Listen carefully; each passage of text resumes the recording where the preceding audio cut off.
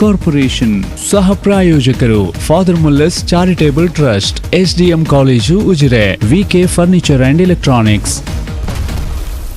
ನಮಸ್ಕಾರ. ವಿ4 ವಿಶೇಷ ಕಾರ್ಯಕ್ರಮಕ್ಕೆ ಸ್ವಾಗತ. ನಾನು ತಾರನಾಥ್ ಗಟ್ಟಿ ಕಾಪಿಕಾಡ್. ಈ ದಿವಸದ ನಮ್ಮ ಸಂವಾದ ಸರ್ಕಾರಿ ಆಸ್ಪತ್ರೆ ಬಲಪಡಿಸಿ. ವೀಕ್ಷಕರು, ಈಗಾಗಲೇ ನಿಮಗೆ ಗೊತ್ತಿರಬಹುದು, ಕರಾವಳಿ ಜಿಲ್ಲೆಯಾದ್ಯಂತ ಮುಖ್ಯವಾಗಿ ಡಿವೈಎಫ್ಐ ಸಂಘಟನೆ ಮತ್ತು ಅವರ ಜೊತೆಗೆ ಸಾಕಷ್ಟು ಇತರ ಜನಪರ ಕಾಳಜಿಯ ಸಂಘಟನೆಗಳು ಸೇರಿಕೊಂಡು ಸುಮಾರು ಎರಡೂವರೆ ತಿಂಗಳಿಂದ ಒಂದು ಆಂದೋಲನವನ್ನು, ಒಂದು ಜನಾಭಿಪ್ರಾಯವನ್ನು ಮೂಡಿಸುವಂಥ ಒಂದು ಕೆಲಸವನ್ನು ಮಾಡ್ತಾ ಇದ್ದಾರೆ. ಸರ್ಕಾರಿ ಆಸ್ಪತ್ರೆಯನ್ನು ಬಲಪಡಿಸಬೇಕಂತ ಅದಕ್ಕಿಂತಲೂ ಮುಖ್ಯವಾಗಿ ಜಿಲ್ಲೆಗೊಂದು ಸರ್ಕಾರಿ ಮೆಡಿಕಲ್ ಕಾಲೇಜು ಇರಬೇಕನ್ನುವಂಥ ಒಂದು ಆಶಯದ ಒಂದು ಅಭಿಯಾನ ನಡೀತಾ ಉಂಟು. ಈ ಒಂದು ಅಭಿಯಾನದ ವಿಚಾರವಾಗಿ ನಾವಿವತ್ತು ಮಾತಾಡ್ತಿದ್ದೇವೆ. ಈ ಸಂದರ್ಭದಲ್ಲಿ ನಮ್ಮ ಜೊತೆಗೆ ಡಿವೈಎಫ್ಐ ಸಂಘಟನೆಯ ರಾಜ್ಯ ಅಧ್ಯಕ್ಷರಾಗಿರುವಂಥ ಮುನೀರ್ ಕಾಟಿಪಳ್ಳ ಅವರಿದ್ದಾರೆ. ಜೊತೆಗೆ ಮೊಹಮ್ಮದ್ ಕುಂಜತ್ ಬೈಲ್ ಅವರು, ಮಾಜಿ ಉಪಮೇಯರ್ ಅವರು, ಆಮೇಲೆ ಸಾಮಾಜಿಕ ಕಾರ್ಯಕರ್ತರಂತ ಜೆರಾರ್ಡ್ ಟವರ್ಸ್ ಅವರು. ನಾನು 3 ಮಂದಿಯನ್ನು ಕೂಡ ಪ್ರೀತಿಯಿಂದ ಈ ಒಂದು ಶೋಗೆ ಸ್ವಾಗತ ಮಾಡ್ತಾ ಇದ್ದೇನೆ. ಎಸ್ ವೀಕ್ಷಕರೇ, ನಿಮಗೆಲ್ಲ ಗೊತ್ತಿರುವಂತೆ ಎಲ್ಲ ಕರಾವಳಿ ಅಥವಾ ರಾಜ್ಯದಂತ ನಡೀತಾ ಇರುವಂಥ ಯಾವುದೇ ಜನಪರ ಅಥವಾ ನಾಗರಿಕರಿಗೆ ಅಥವಾ ಒಂದು ದಮನಿತ ವರ್ಗಕ್ಕೆ ಯಾವುದೇ ರೀತಿಯ ಒಂದು ತೊಂದರೆ ಸಮಸ್ಯೆಗಳಾದಾಗ ಅದಕ್ಕೆ ಮುಂಚೂಣಿಯಲ್ಲಿ ನಿಂತು ಹೋರಾಟವನ್ನು ಸಂಘಟಿಸ್ತಾ ಇರುವವರು ಮುನೀರ್ ಕಾಟಿಪಳ್ಳ ಅವರು, ಡಿವೈಎಫ್ಐ ಸಂಘಟನೆಯ ರಾಜ್ಯ ಅಧ್ಯಕ್ಷರು. ಆಮೇಲೆ ಮಾಜಿ ಉಪಮೇಯರ್ ಆಗಿರುವಂಥ ಮೊಹಮ್ಮದ್ ಕುಂಜತ್ ಬೈಲ್ ಕೂಡ ಅವರು ರಾಜಕೀಯವಾಗಿ ಕಾಂಗ್ರೆಸ್ನಲ್ಲಿ ತೊಡಗಿಸಿಕೊಂಡಿದ್ದರೂ ಕೂಡ ಯಾವುದೇ ಜನಪರ ವಿಚಾರಗಳಿರ್ಬೋದು ಅಥವಾ ಅಂಥ ಒಂದು ಕಳಕಳಿಯ ವಿಚಾರಗಳು ಬಂದಾಗ ಅವರು ಇತರ ಸಮಾನ ಮನಸ್ಕ ಸಂಘಟನೆಗಳ ಜೊತೆಗೆ ಸೇರಿಕೊಂಡು ಜನಪರವಾಗಿ ಮಾತನಾಡುವಂಥ ಅಥವಾ ಜನರ ಪರವಾಗಿ ಧ್ವನಿ ಎತ್ತುವಂಥ ಕೆಲಸವನ್ನು ನಿರಂತರವಾಗಿ ಮಾಡ್ತಾ ಇದ್ದಾರೆ. ಅದೇ ರೀತಿಯಾಗಿ ಜೆರಾರ್ಡ್ ಟವರ್ಸ್ ಅವರು ಎಲ್ಲರೂ ನೋಡಿದಾಗೆ ಯಾವುದೇ ವಿಚಾರ ಇರಲಿ, ಯಾವುದೇ ಸಮಸ್ಯೆಗಳಿರಲಿ ಅಥವಾ ಯಾವುದೇ ನಾಗರಿಕರ ಬೇಡಿಕೆ ಇರಲಿ, ಅದರ ಪರವಾಗಿ ನಿರಂತರವಾಗಿ ಧ್ವನಿ ಎತ್ತಾ ಇರುವವರು. ವೀಕ್ಷಕರೇ, ಈ ಒಂದು ಸರ್ಕಾರಿ ಆಸ್ಪತ್ರೆಯನ್ನು ಬಲಪಡಿಸುವಂಥ ವಿಚಾರ, ಜೊತೆಗೆ ಪ್ರತಿ ಜಿಲ್ಲೆಗೊಂದು ಸರ್ಕಾರಿ ಆಸ್ಪತ್ರೆ ಬೇಕು ಅನ್ನೋಂಥ ಒಂದು ಈ ಅಭಿಯಾನ ನಡೀತಾ ಉಂಟು. ಈ ಅಭಿಯಾನಕ್ಕೆ ವಿ4 ನ್ಯೂಸ್ ಕೂಡ ಆರಂಭದಿಂದಲೇ ಅದಕ್ಕೆ ಒಂದು ಬೆಂಬಲವನ್ನು ನೀಡಿಕೊಂಡು ಬಂದಿತ್ತು. ಈ ಹಿಂದೆ ಕೂಡ ನಾವು ಈ ವಿಚಾರವಾಗಿ ಚರ್ಚೆ ಮಾಡಿದ್ದೆವು. ಇವತ್ತು ಭಾರಿ ಮುಖ್ಯವಾಗಿ ಇವತ್ತು ಮಂಗಳೂರು ನಗರದ ಶಾಸಕರ ಕಚೇರಿಯ ಎದುರುಗಡೆ ಇವತ್ತು ಇಡೀ ದಿವಸ ಒಂದು ಧರಣಿ ನಡೆದಿದೆ. ಅಲ್ಲಿ ಅನೇಕ ಸಂಘಟನೆಯವರು ಭಾಗವಹಿಸಿದ್ದಾರೆ. ಈ ಎಲ್ಲ ವಿಚಾರಗಳನ್ನು ಮುನೀರ್ ಕಾಟಿಪಳ್ಳ ಅವರು ಮತ್ತು ಇವತ್ತಿನ ಈ ಒಂದು ಧರಣಿಯಲ್ಲಿ ಭಾಗವಹಿಸಿದಂಥ ಕುಂಜತ್ ಬೈಲ್ ಅವರು ಮತ್ತು ಟವರ್ಸ್ ಇವರೆಲ್ಲ ಮಾತಾಡಲಿಕ್ಕೆ ಇದ್ದಾರೆ. ನಮ್ಮ ಅಭಿಯಾನ ಅಥವಾ ಒಂದು ಒತ್ತಾಯ, ಆಗ್ರಹ, ನಾನು ಮತ್ತೆ ಕೂಡ ಆ ವೀಕ್ಷಕರಲ್ಲಿ ಕೂಡ ಮನವಿ ಮಾಡುವಂಥದ್ದು, ಒಂದು ಜಿಲ್ಲೆಯಲ್ಲಿ ಸರ್ಕಾರಿ ಆಸ್ಪತ್ರೆ ಅದು ಬಲಗೊಂಡ್ರೆ ಮತ್ತು ಅದು ನಿಜ ಅರ್ಥದಲ್ಲಿ ಒಂದು ಸೂಪರ್ ಸ್ಪೆಷಾಲಿಟಿ ಆಸ್ಪತ್ರೆಯ ಸ್ವರೂಪದಲ್ಲಿ ಇದ್ದಿದ್ದರೆ ನೀವು ಇವತ್ತು ಅನುಭವಿಸ್ತಾ ಇರುವಂಥ ಈ ಕೊರೋನಾ ಕಾಲಘಟ್ಟದಲ್ಲಿ ಅನುಭವಿಸ್ತಾ ಇರುವಂಥ ಕಷ್ಟ ನಷ್ಟಗಳು ಯಾವತ್ತೂ ಕೂಡ ಇಷ್ಟು ಪ್ರಮಾಣದಲ್ಲಿ ಅನುಭವಿಸುವಂಥ ಪ್ರಶ್ನೆ ಬರ್ತಾ ಇರಲಿಲ್ಲ. ಇಲ್ಲಿ ನಾಗರಿಕರದ್ದು ಕೂಡ ಸೋಲು ಇದೆ. ಯಾಕಂತ ಹೇಳಿದ್ರೆ ನಾವು ನಮ್ಮ ಧ್ವನಿಯನ್ನು ದೊಡ್ಡ ಮಟ್ಟದಲ್ಲಿ ಎತ್ತಲಿಲ್ಲ. ಇನ್ನೊಂದು ಸರ್ಕಾರಿ ಮೆಡಿಕಲ್ ಕಾಲೇಜು ಕೂಡ ಒಂದು ವೇಳೆ ನಮ್ಮ ಜಿಲ್ಲೆಯಲ್ಲಿ ಇದ್ದಿದ್ದರೆ ಅದರ ಪ್ರಯೋಜನ ಎಷ್ಟಿರ್ತಿತ್ತು ಅಂತ ಒಂದು ಸರ್ಕಾರಿ ಮೆಡಿಕಲ್ ಕಾಲೇಜ್ ಆಗುವಾಗ ಆ ಒಂದು ಆಸ್ಪತ್ರೆ ಯಾವ ರೀತಿ ಉನ್ನತೀಕರಣಗೊಳ್ತೈತೆ, ಇದೆಲ್ಲವನ್ನು ಪ್ರಯೋಜನ ಪಡೆಯುವಂಥವ್ರು ಅಂತಿಮವಾಗಿ ನಾವೇ ನಾಗರಿಕರು, ನಮ್ಮ ಊರಿನ ನಾಗರಿಕರು. ಯಾವುದನ್ನು ಕೂಡ ನಾವು ಪಡೀಲಿಕ್ಕೆ ಆಗಲಿಲ್ಲ. ಬಟ್ ಇಂತಹ ಸಂದರ್ಭದಲ್ಲಿ ನಮ್ಮೆಲ್ಲರ ಪರವಾಗಿ ಮುನೀರ್ ಕಾಟಿಪಳ್ಳ ಅವರು ಅಥವಾ ಅವರ ಸಂಘಟನೆಯವರು ಒಂದು ಧ್ವನಿ ಎತ್ತಿದ್ದಾರೆ. ಆ ಒಂದು ಅವರ ಅಭಿಯಾನಕ್ಕೆ ಬೆಂಬಲವನ್ನು ಸೂಚಿಸ್ತಾ ಭಾರಿ ಮುಕ್ತವಾಗಿ ಇದಕ್ಕೆ ಒಂದು ಬೆಂಬಲವನ್ನು ಸೂಚಿಸಲೇಬೇಕಾಗಿದೆ. ಅಂತಹ ಒಂದು ನಾಗರಿಕ ಸಮಾಜ ಯಾವತ್ತು ನೆನಪಿಟ್ಕೊಳ್ಬೇಕಾದಂಥ ಒಂದು ಅಭಿಯಾನ ಇದು. ಮುನೀರ್ ಕಾಟಿಪಳ್ಳ ಅವರೇ, ಈಗ ಈ ಒಂದು ಅಭಿಯಾನವನ್ನು ಸುಮಾರು ಎರಡೂವರೆ ತಿಂಗಳಿಂದ ನೀವು ಮಾಡ್ತಾ ಇದ್ದೀರಿ. ಒಟ್ಟು ಈ ಒಂದು ಅಭಿಯಾನಕ್ಕೆ ಜನರ ಪ್ರತಿಕ್ರಿಯೆ ಯಾವ ರೀತಿ ಬಂದಿದೆ? ಜನ ಏನು ಹೇಳ್ತಾರೆ? ನೀವು ಈ ರೀತಿಯ ನಾವು ಸರ್ಕಾರಿ ಆಸ್ಪತ್ರೆಯನ್ನು ಬಲಪಡಿಸಬೇಕು, ಜಿಲ್ಲೆಗೊಂದು ಸರ್ಕಾರಿ ಮೆಡಿಕಲ್ ಕಾಲೇಜ್ ಬೇಕು ಅಂತ ಹೇಳ್ತಾ ಹೋಗುವಾಗ, ಅಂದ್ರೆ ಇದಕ್ಕೆ ಯಾರು ಕೂಡ ನಾನು ನೋಡಿದಾಗೆ ಆಡಳಿತ ಪಕ್ಷಕ್ಕೆ ಬೆಂಬಲಿಸುವಂತಹ ನಾಗರಿಕರು ಕೂಡ ನಮ್ಮ ಇದನ್ನ ಅಭಿಯಾನವನ್ನ ಬೆಂಬಲಿಸಿದ್ದಾರೆ. ಎಲ್ಲರೂ ಸಿಂಪಥೆಟಿಕ್ ಆಗಿ ನೋಡಿದ್ದಾರೆ.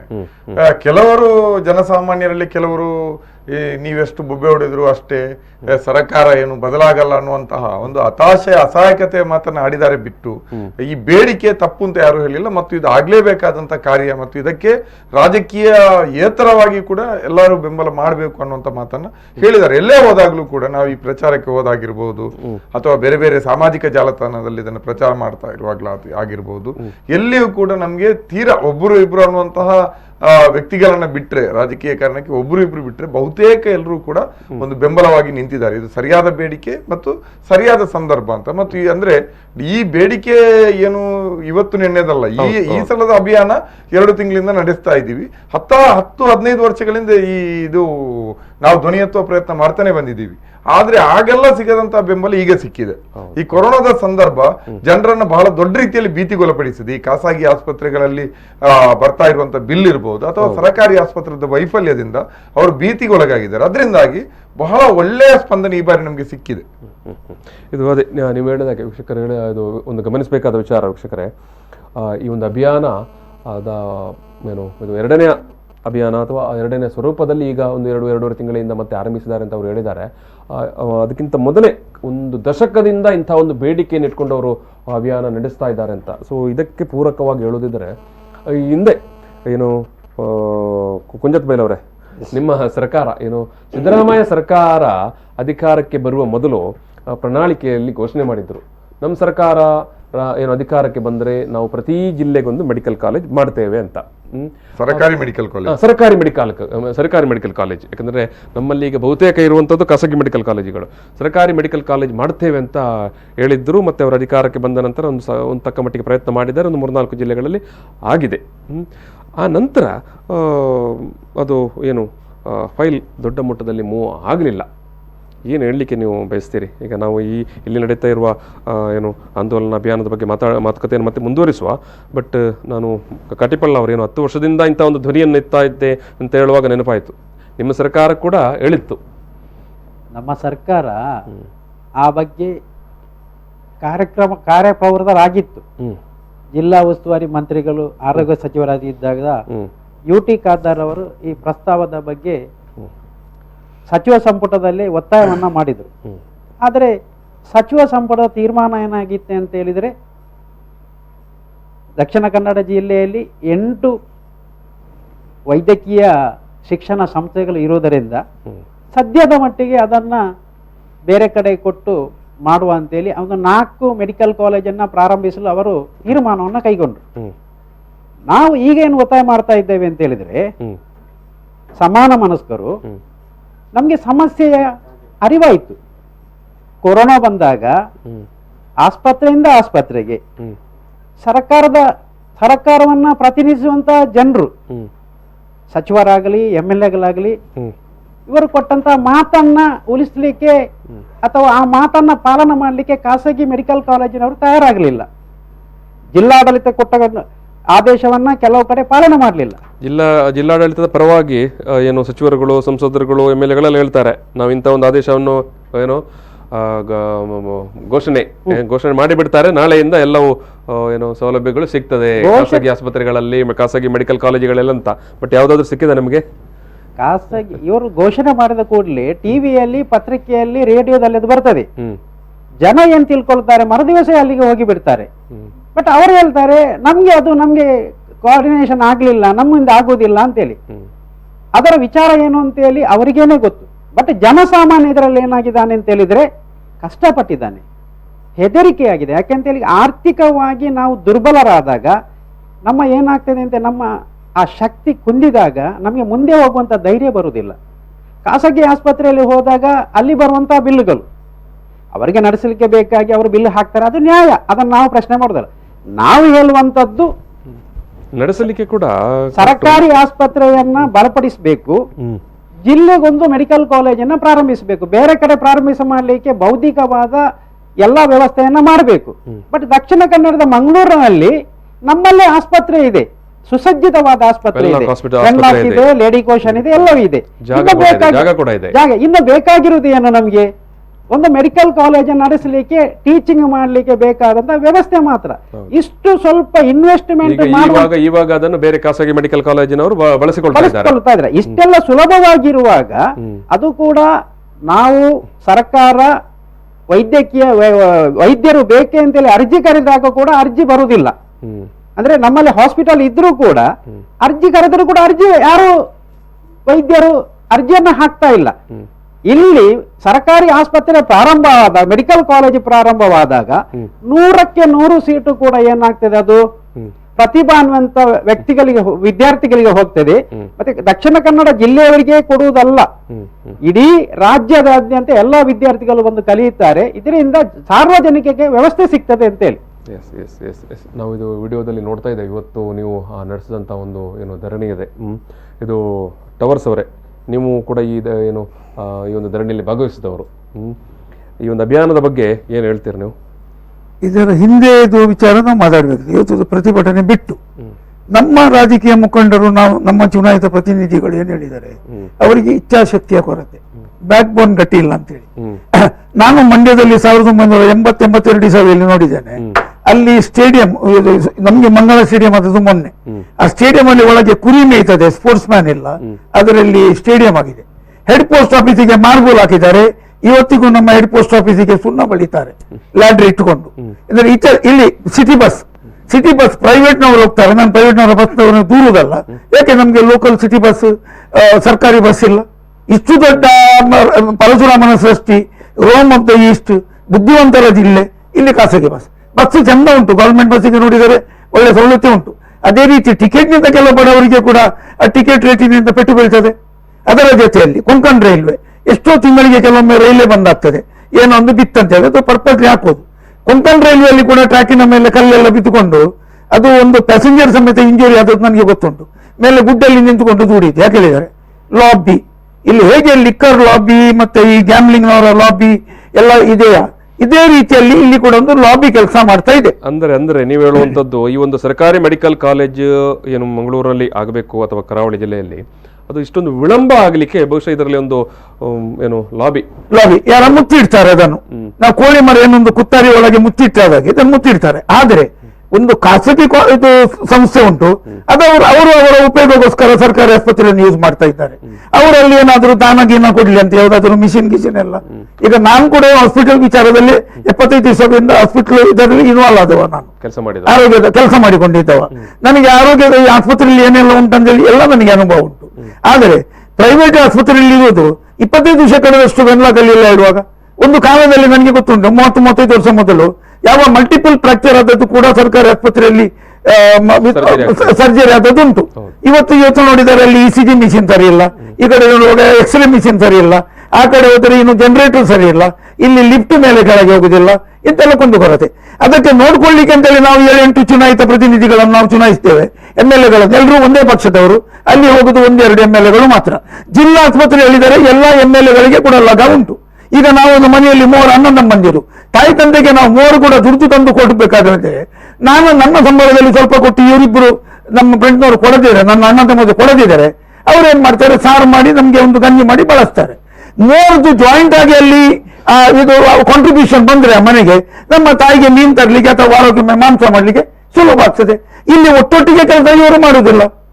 ಜನರಿಗೆ ಬೇಡಿಕೆ ಉಂಟು, ಪಾಪ ಬೇಕು ಜನರಿಗೆ, ಖಾಸಗಿ ಹೋಗ್ಲಿಕ್ಕೆ ಹೆದರ್ತಾರೆ. ಮೊನ್ನೆ ಕೊರೋನಾ ಟೈಮ್ನಲ್ಲಿ ಯಾರು ಕೂಡ ಜನಪ್ರತಿನಿಧಿಗಳು ಈ ಒಂದು ಸರ್ಕಾರಿ ಆಸ್ಪತ್ರೆಯನ್ನು ಉನ್ನತೀಕರಣ ಮಾಡಲಿಕ್ಕೆ ಒಂದು, ಮತ್ತೆ ಇನ್ನೊಂದು ಏನು ಸರ್ಕಾರಿ ಮೆಡಿಕಲ್ ಕಾಲೇಜ್ ಬೇಕು ಎನ್ನುವ ಒಂದು ಏನು ಆಗ್ರಹ ಇದೆ, ಅದರ ಪರವಾಗಿ ದೊಡ್ಡ ಧ್ವನಿಯನ್ನು ಎತ್ತಾ ಇಲ್ಲ.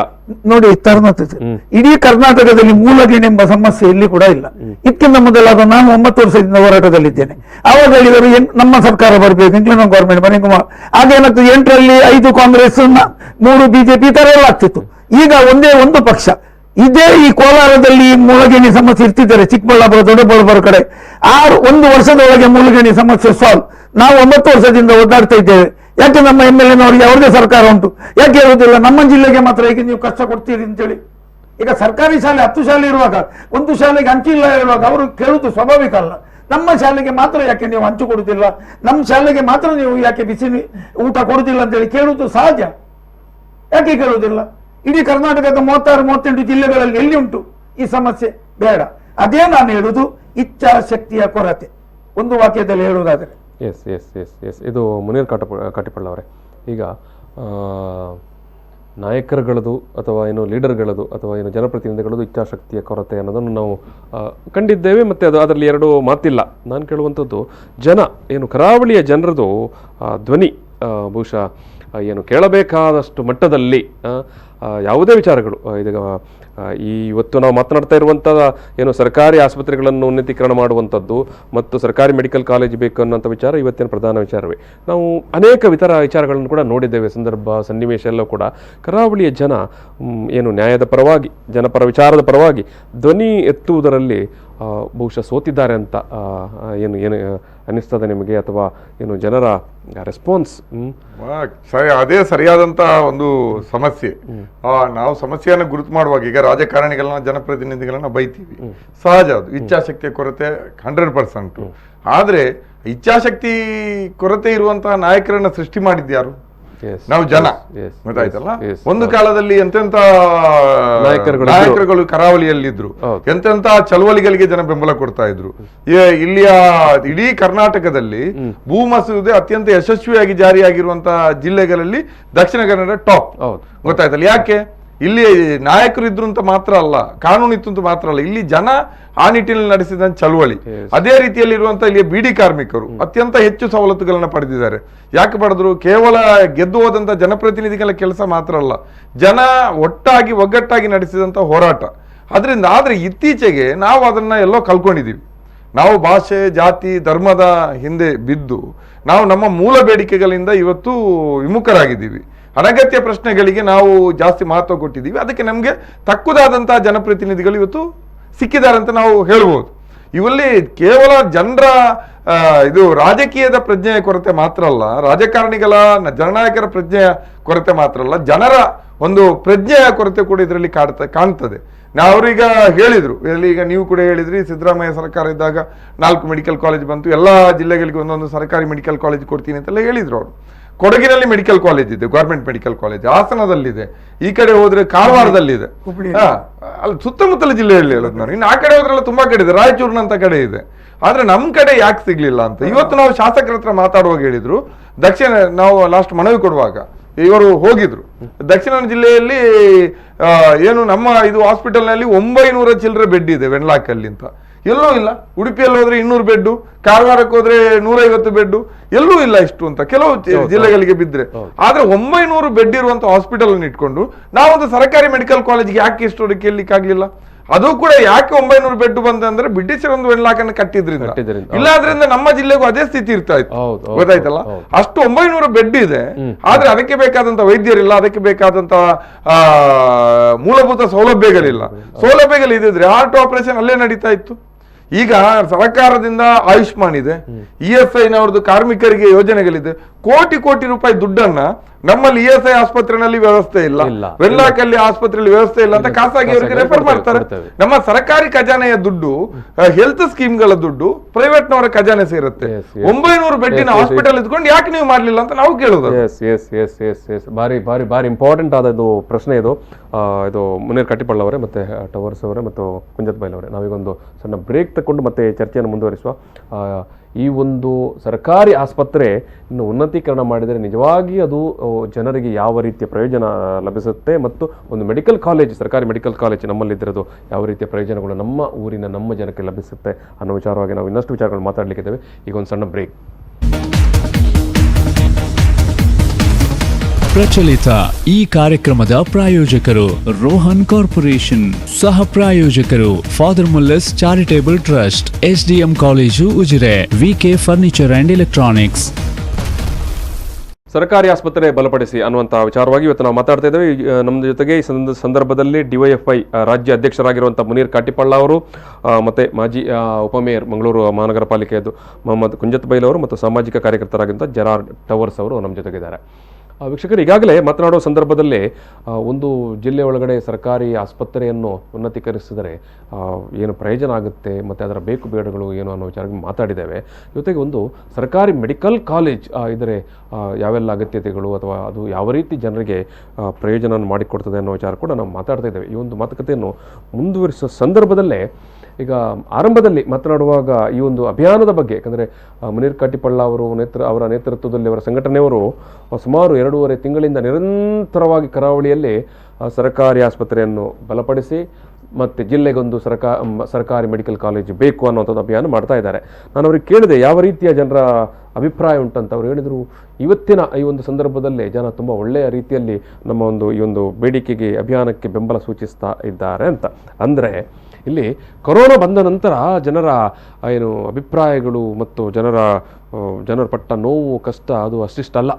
ಸೊ ಆ ಕಾರಣದಿಂದಾಗಿ ಅಭಿಯಾನದ ಬಗ್ಗೆ ಕೂಡ ಒಂದಷ್ಟು ಜನರಿಗೆ ಕಾಳಜಿ ಬಂದಿದೆ. ಯಾಕಂತ ಹೇಳಿದ್ರೆ ಸಾಮಾನ್ಯವಾಗಿ ನಿಮಗೆ ಗೊತ್ತು, ನಾವು ಕರಾವಳಿಯ ಜನರು ಯಾವುದೇ ಜನಪರ ವಿಚಾರ ಬಂದಾಗ ಕೂಡ ಭಾರಿ ಮೌನವಾಗಿ ಕೂತ್ಕೊಂಡು ನಮ್ಮ ನಾಯಕರು ಏನು ಮಾಡ್ತಾರೆ ಅಥವಾ ಅದನ್ನು ಆಯೋಜನೆ ಮಾಡಿದ ಸಂಘಟಕರು ಏನು ಮಾಡಿದ್ದಾರೆ ಅಂತ ನೋಡ್ತಾ ಇರ್ತಾರೆ. ಸೊ ಬಟ್ ಕಟಿಪಳ್ಳ ಅವರು ಹೇಳಿದ್ದಾರೆ, ಈಗ ಒಂದಷ್ಟು ಜನರ ಬೆಂಬಲ ವ್ಯಕ್ತವಾಗ್ತಾ ಉಂಟು ಅಂತ ಕೊರೋನಾದ ಕಾರಣದಿಂದಾಗಿ ಅಂತ. ಈಗ ಕಟಿಪಳ್ಳ ಅವರೇ, ಇನ್ನೊಂದು ಮುಖ್ಯವಾದ ಪ್ರಶ್ನೆ, ನಾವು ವಿಚಾರಕ್ಕೆ ಬರುವ ಸಂದರ್ಭಕ್ಕಿಂತ ಮೊದಲು, ಈಗ ಈ ಕೊರೋನಾ ಸಂದರ್ಭದಲ್ಲಿ ನಮ್ಮ ಖಾಸಗಿ ಆಸ್ಪತ್ರೆಗಳು ನಡೆದುಕೊಂಡ ಬಗ್ಗೆ ನೀವು ಏನು ಹೇಳಲಿಕ್ಕೆ ಇಷ್ಟಪಡ್ತೀರಿ? ಅಲ್ಲ, ತೀರಾ ಅಮಾನವೀಯವಾಗಿ ನಡ್ಕೊಂಡಿದ್ದಾರೆ. ತೀರಾ ಲಾಭಕೋರ ವ್ಯಾಪಾರಿ ಮನೋಭಾವ ಇತ್ತು. ಆ ರೀತಿ ಇರಬಾರ್ದಿತ್ತು. ಯಾಕಂದ್ರೆ ಕೊರೋನಾದಂತಹ ಸಂದರ್ಭ ಪ್ರತಿ ವರ್ಷನೋ ಅಥವಾ ಆವಾಗೋ ದಶಕಕ್ಕೊಮ್ಮೆನೂ ರಿಪೀಟ್ ಆಗಲ್ಲ.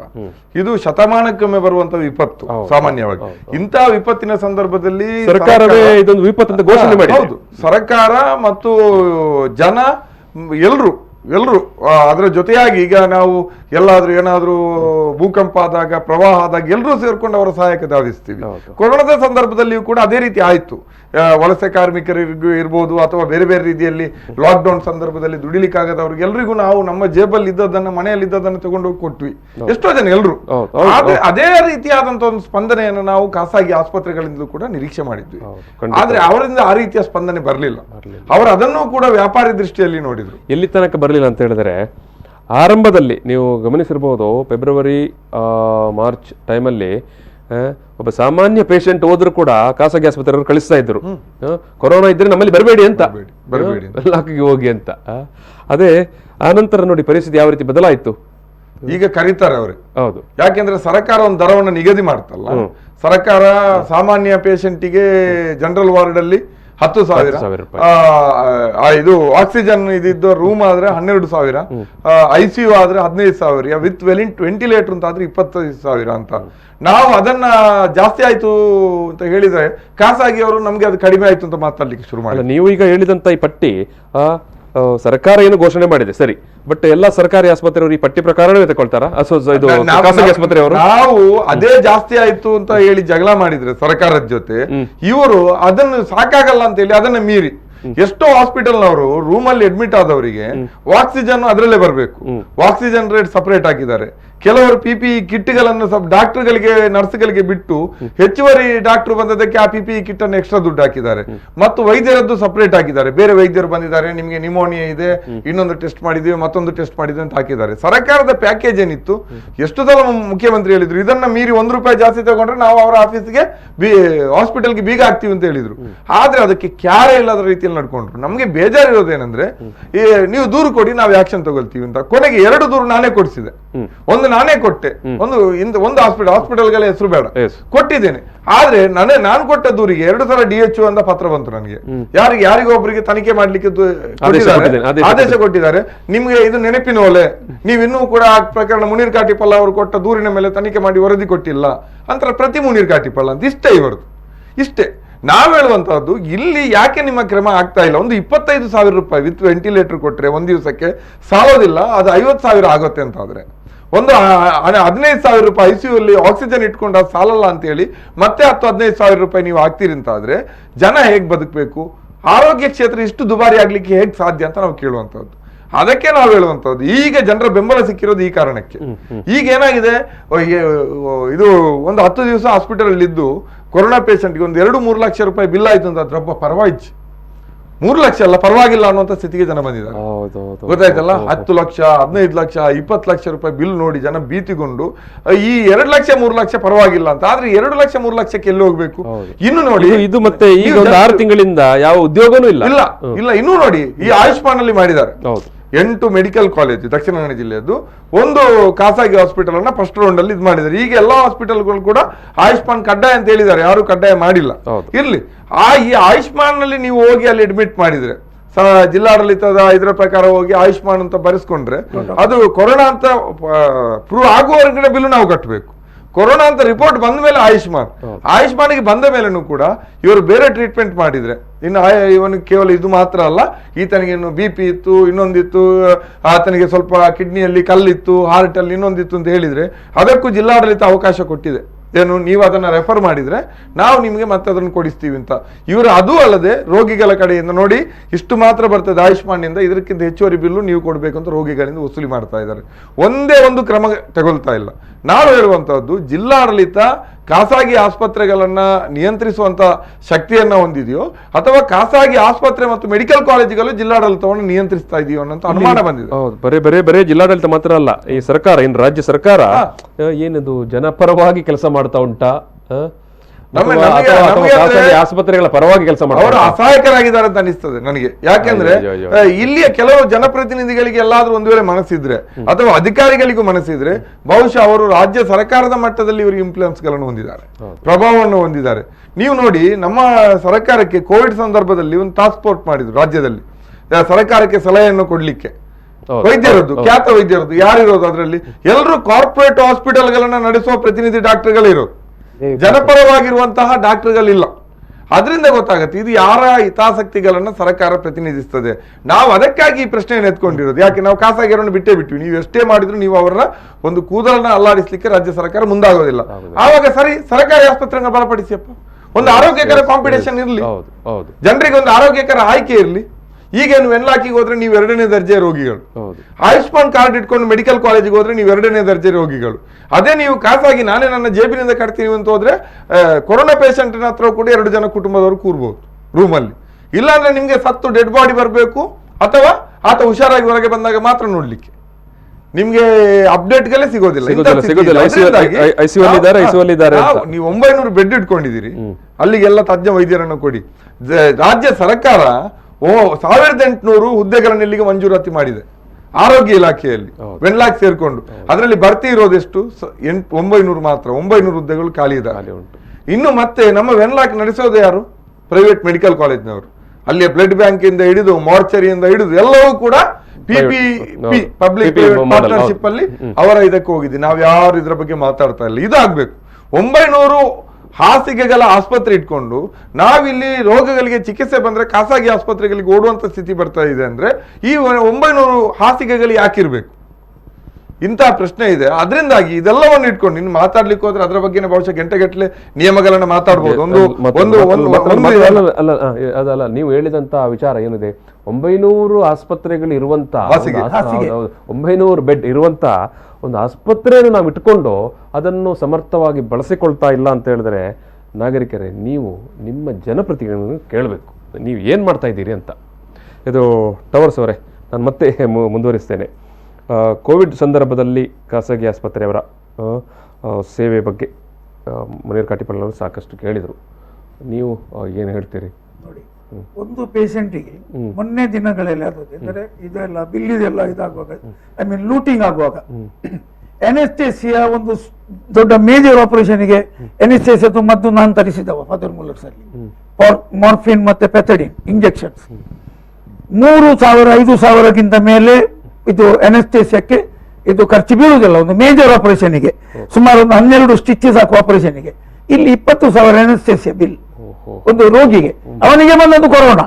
ಅದರ ನಂತರ ಸರ್ಕಾರವೇ ಖಾಸಗಿ ಆಸ್ಪತ್ರೆಗಳಿಗೆ ಲೂಟ್ಲಿಕ್ಕೆ ಕಳಿಸ್ತದೆ. ಯಾಕೆ ಹೇಳಿದ್ದಾರೆ? ಪ್ರೋಟೋಕಾಲ್ ಪ್ರಕಾರ ಮರಣವನ್ನು ಪ್ಲಾಸ್ಟಿಕಲ್ಲಿ ಸುತ್ತಿ 12 ಮಂದಿ ರೈನ್ ಕೋಟ್ ಹಾಕಿ ನಾಟಕ ಮಾಡಿ ಅದನ್ನು ಗೋರಿಯಲ್ಲಿ ತರುವಾಗ ಎಲ್ಲರನ್ನು ದೂರ ನಿಲ್ಲಿಸುವ ನಾಟಕ ಮಾಡಬೇಕಿಲ್ಲ. ಇಲ್ಲ, ಅಕಾರ್ಡಿಂಗ್ ಟು ನಾನು ಇದನ್ನು ಸ್ಟಡಿ ಮಾಡಿದ್ದೇನೆ, ಸತ್ತು ಅರ್ಧ ಗಂಟೆ ಒಳಗೆ ಅದರ ಕ್ರಿಮಿ ಹೋಗಿ ಆಯ್ತು. ವಿಶ್ವ ಆರೋಗ್ಯ ಸಂಸ್ಥೆಯನ್ನು ಕೂಡ ಹೇಳ್ತದೆ, ಕೊರೋನಾ ಸಂದರ್ಭದಲ್ಲಿ ಮೃತಪಟ್ಟರೆ ಕೂಡ ಅವನ ಮೃತದೇಹವನ್ನು ಅವರ ಕುಟುಂಬಿಕರಿಗೆ ಕೊಡಿ ಮತ್ತು ಅವರ ಧಾರ್ಮಿಕ ಅವರ ನಂಬಿಕೆ ಆಚಾರ ವಿಚಾರದ ಪ್ರಕಾರವೇ ಮಾಡ್ಲಿ ಅನ್ನೋದನ್ನು ಹೇಳುತ್ತೆ. ಈಗ ಜನರಿಗೆ ಈ ಪ್ರೈವೇಟ್ ಹಾಸ್ಪಿಟಲ್ ಏನಾಗಿ ಹೇಳಿದ್ದಾರೆ, ಸರ್ಕಾರವೇ ಈ ರೀತಿಯಲ್ಲಿ ದುಡ್ಡು ಮಾಡ್ತಾ ಇರುವಾಗ ನಾವು ಯಾಕೆ ಮಾಡಬಾರದು?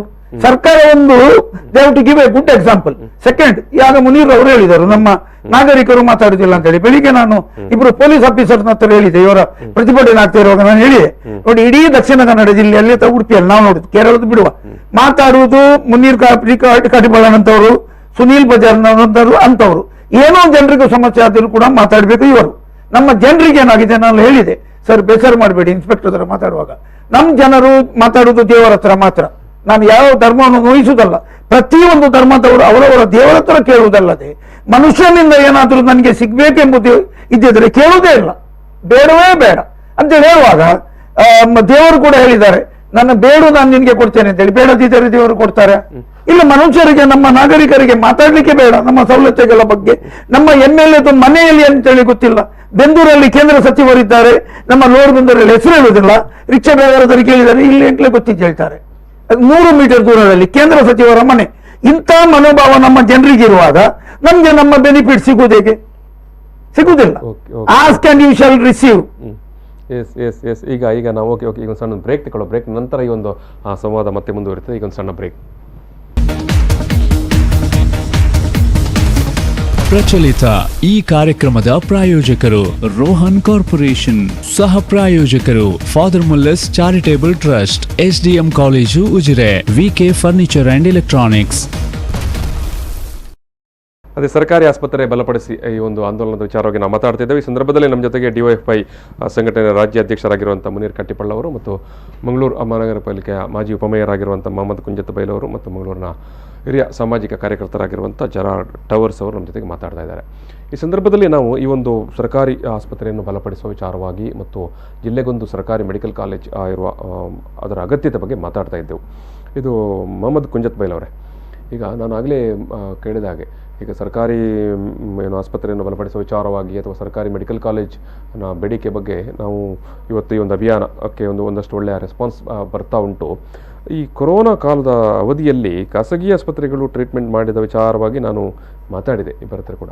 ನಿಮಗೆ ಸಂಕ್ಷಿಪ್ತವಾಗಿ ಹೇಳುವಂಥದ್ದು, ನಿಮ್ಮ ಹತ್ರ ಕೇಳುವಂಥದ್ದು, ನಿಮಗೆ ಖಾಸಗಿ ಆಸ್ಪತ್ರೆಗಳು ಕೊಟ್ಟಂಥ ಅಥವಾ ಈಗ ನಿಮ್ಮ ಹತ್ರ ಸಾಕಷ್ಟು ಮಂದಿ ಬಂದು ಹೇಳಿರ್ತೀರಿ, ನೀವು ಕೂಡ ಜನಪ್ರತಿನಿಧಿ ಆಗಿದ್ದವರು, ಖಾಸಗಿ ಆಸ್ಪತ್ರೆಗಳು ಕೊರೋನಾದ ಕಾಲದ ಘಟ್ಟದಲ್ಲಿ ಅಥವಾ ಇದೊಂದು ರಾಷ್ಟ್ರೀಯ ವಿಪತ್ತು ಅಂತ ಸರ್ಕಾರವೇ ಘೋಷಣೆ ಮಾಡಿದ ಸಂದರ್ಭದಲ್ಲಿ ಖಾಸಗಿ ಆಸ್ಪತ್ರೆಗಳು ನಿರ್ವಹಿಸಿದ ಪಾತ್ರ ಏನೆನಿಸ್ತದೆ ನಿಮಗೆ?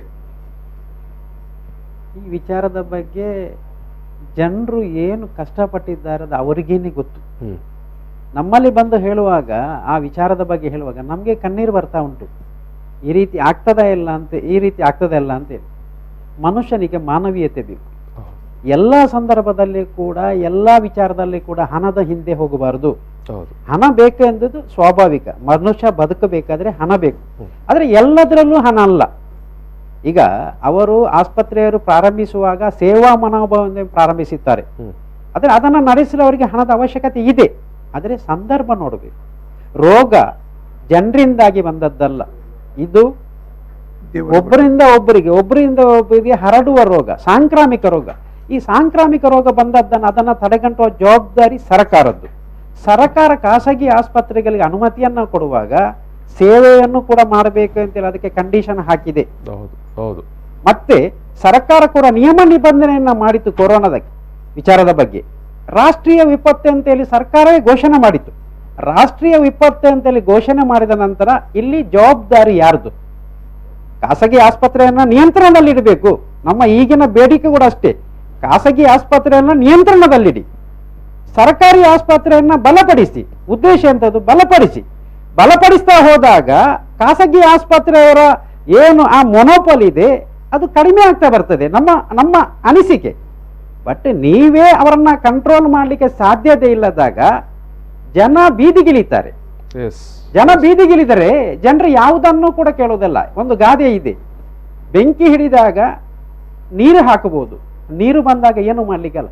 ಜನ ಪ್ರವಾಹದ ರೂಪದಲ್ಲಿ ಸರ್ಕಾರದ ವಿರುದ್ಧ ಅಥವಾ ಖಾಸಗಿ ಆಸ್ಪತ್ರೆ ವಿರುದ್ಧ ಹೋರಾಟ ಕೇಳಿದರೆ ಯಾವುದೂ ಇಲ್ಲ. ಇವತ್ತು ಈ ಒಂದು ಕೊರೋನಾ ಕಾಲಘಟ್ಟದಲ್ಲಿ ಏನು ಸ್ವಲ್ಪ ಈ ಸಾಮಾಜಿಕ ಅಂತರವನ್ನು ಕಾಯ್ಕೊಳ್ಬೇಕು ಮತ್ತೆ ಪ್ರತಿಭಟನೆಗೆಲ್ಲ ಒಂದಷ್ಟು ರೆಸ್ಟ್ರಿಕ್ಷನ್ಸ್ ಇದ್ದ ಕಾರಣದಿಂದಾಗಿ ಬಹುಶಃ ಜನ ಬೀದಿಗೆ ದೊಡ್ಡ ಮಟ್ಟದಲ್ಲಿ ಇಳಿಲಿಲ್ವೇನು ಹೇಳ್ತಾರೆ? ಇದು ಕಟಿಪಳ್ಳ ಜನ ಆವೇಶ ಭರಿತರಾಗಿದ್ದಾರೆ, ಜನರಲ್ಲಿ ಆಕ್ರೋಶ ಇದೆ. ಬಟ್ ಅದೇ ರೀತಿ ಪೊಲೀಸ್ನವರಿಂದ ರಿಸ್ಟ್ರಿಕ್ಷನ್ ಕೂಡ ಇದೆ ಸರ್ಕಾರದಿಂದ. ಪ್ರತಿಭಟನೆ ಮಾಡುವಾಗ ಜಾಸ್ತಿ ಜನ ಸೇರಬಾರದು, ಮೈಕ್ ಇಟ್ಕೊಳ್ಳಬಾರದು, ಅದು ನೀವು ಆ ಕಡೆ ಈ ಕಡೆ ಸಾಮಾಜಿಕ ಅಂತರವನ್ನ ಕಾಯ್ದುಕೊಳ್ಳಬೇಕು ಅಂತೇಳಿ. ಬಟ್ ಇದು ಎಲ್ಲವೂ ಕೂಡ ಜನರನ್ನ ದಮನಿಸುವಂತ ರೀತಿಯಲ್ಲಿ ಮಾಡ್ತಾ ಇದೆ. ಬಟ್ ಜನರಿಗೆ ಕೊಡುವಂತ ಸವಲತ್ತನ್ನ ಸರ್ಕಾರ ಖಾಸಗಿ ಆಸ್ಪತ್ರೆಯವರು ಸರ್ಕಾರ ಏನು ಹೇಳಿದೆ ಆ ರೀತಿ ನಡ್ಕೊಳ್ಳಿಕ್ಕೆ ಅವರು ಬದ್ಧರಾಗಿದ್ದಾರೆ. ಅವರು ಬದ್ಧರಾಗದೇ ಇದ್ದಾಗ ನಮ್ಮ ಜೀವಕ್ಕೆ ನಮ್ಮ ಜೀವ, ನನ್ನ ತಂದೆ, ನನ್ನ ತಾಯಿ, ನನ್ನ ಕುಟುಂಬಸ್ಥರಿಗೆ ಆಸ್ಪತ್ರೆಯಲ್ಲಿ ಅವರು ಅಡ್ಮಿಟ್ ಆದಾಗ ನನಗೆ ಅದರಲ್ಲಿ ಪ್ರೀತಿ. ಯಾಕೆ? ರಕ್ತ ಸಂಬಂಧ. ಆ ರಕ್ತ ಸಂಬಂಧಕ್ಕೆ ಏನು ಹೇಳಿದರೂ ನಡೆಯುವುದಿಲ್ಲ. ಆಸ್ಪತ್ರೆ ಹೋಗ್ತಾನೆ, ಅವ ಬಿಲ್ಲಿನ ವಿಚಾರದಲ್ಲಿ ಕೇಳ್ತಾ ಇಲ್ಲ, ಒಮ್ಮೆ ಇದು ಬದುಕಲಿ ಅಂತೇಳಿ. ಆ ಬದುಕುವುದು ಬಿಡಿ, ಅವರನ್ನ ಡಿಸ್ಚಾರ್ಜ್ ಮಾಡಿ ಇವರನ್ನ ಅಡ್ಮಿಟ್ ಮಾಡಬೇಕಾಗುವಂತ ಪರಿಸ್ಥಿತಿ ಬಂದಿದೆ. ಬಿಲ್ಲು ನೋಡಿ ಮತ್ತೆ ಬಲ್ಲೇಗತಿ ಕೆಲವೆಲ್ಲ ಆ ರೀತಿ ಆಗ್ತಾ ಉಂಟು. ಯಾಕೆಂತ ಹೇಳಿದ್ರೆ ಸಮಾಜದ ಕಟ್ಟ ಕಡೆಯ ಮನುಷ್ಯನ ವೇದನೆ ಯಾರಿಗೂ ಗೊತ್ತಾಗ್ತಾ ಇಲ್ಲ. ಅದು ಜನರ ಒಡನಾಟದಲ್ಲಿ ಇದ್ದವರಿಗೆ ಮಾತ್ರ ಗೊತ್ತಾಗುದು. ಈಗ ನಮ್ಮ ಜನಪ್ರತಿನಿಧಿಯವರ ಕೆಲವರದೆಲ್ಲ ಕಾರು AC, ಮನೆ AC, ಅವರು ಓಡಾಡಿಕೊಂಡು ಇರುವಂತದ್ದೆಲ್ಲ AC. ಈ ಮಾರ್ಗದ ಬದಿಯಲ್ಲಿ ಸಣ್ಣ ಹರಕು ಮುರುಕು ಮರೆಯಲ್ಲಿ ಬದುಕುವವನ ಸ್ಥಿತಿ ಎಲ್ಲಿ ಗೊತ್ತಾಗ್ತದೆ ಸ್ವಾಮಿ? ನಾಲಗೆಯಲ್ಲಿ ಅವರ ಬಗ್ಗೆ ಮಾತಾಡಿ ಪ್ರಯೋಜನ ಇಲ್ಲ. ಆ ಕಷ್ಟವನ್ನ ಹೋಗಿ ನೋಡಬೇಕು, ಆ ಕಷ್ಟಕ್ಕೆ ನೀವು ಸ್ಪಂದನೆ ಮಾಡಬೇಕು. ನೀವು ಜನಪ್ರತಿನಿಧಿಗಳು, ಖಾಸಗಿ ಆಸ್ಪತ್ರೆಯವರು ನೀವು ಹಣ ಮಾಡಿ, ನೀವು ಮಾಡಬಾರಂತ ಹೇಳುವುದಿಲ್ಲ, ಬಟ್ ಇದರಲ್ಲಿ ಹಣ ಮಾಡಬೇಕು. ಈ ವಿಷಯ ಕೊರೋನಾದಲ್ಲಿ ನೀವು ಹಣ ಮಾಡಿ. ಯಾಕಂತ ಹೇಳಿದ್ರೆ ಅದು ಸಾಂಕ್ರಾಮಿಕ ರೋಗ. ಒಂದು ಮನೆಯಲ್ಲಿ 4 ಜನ ಇದ್ರೆ 4 ಜನರಿಗೆ 3 ಲಕ್ಷದಾಗೆ 12 ಲಕ್ಷ ಆಯ್ತು. 12 ಲಕ್ಷ ಎಲ್ಲಿಂದ ತರ್ತೀರಿ? ಇನ್ಶೂರೆನ್ಸ್ ಇದ್ರೂ ಕೂಡ ಅದನ್ನ ಕವರೇಜ್ ಮಾಡ್ತಾ ಇಲ್ಲ ಕಂಪನಿಯವರು. ಆಯುಷ್ಮಾನಲ್ಲಿ ಕೂಡ ಅದು ಕೂಡ ಆಗ್ತಾ ಇಲ್ಲ. ಜನ ಏನು ಮಾಡಬೇಕು? ಒಂದು ಕಡೆಯಿಂದ ಮಗುವಿಗೆ ರೋಗ, ಇನ್ನೊಂದು ಕಡೆಯಿಂದ ಗಂಡ ಮಲಗಿರುವುದು, ಇನ್ನೊಂದು ಕಡೆಯಿಂದ ಇನ್ನೊಂದು ಮಗು ಮಲಗಿರುವುದು. ಎಲ್ಲ ಕಷ್ಟವನ್ನ ಇಟ್ಕೊಂಡು ಇನ್ನೊಬ್ಬನ ಹತ್ರ ಸೆರಗನ್ನ ಮುಂದೆ ಒಡ್ಡಿ ಬೇಡುವಂತ ಪರಿಸ್ಥಿತಿ ಕೆಲವು ಕಡೆ ನಿರ್ಮಾಣ ಆಯ್ತು. ಯಾರು ಇದಕ್ಕೆ ಕಾರಣ? ಯಾಕೆ ಹೀಗೆ ಜನರನ್ನ ಲೂಟಿ ಮಾಡ್ತಾ ಇದ್ದೀರಿ?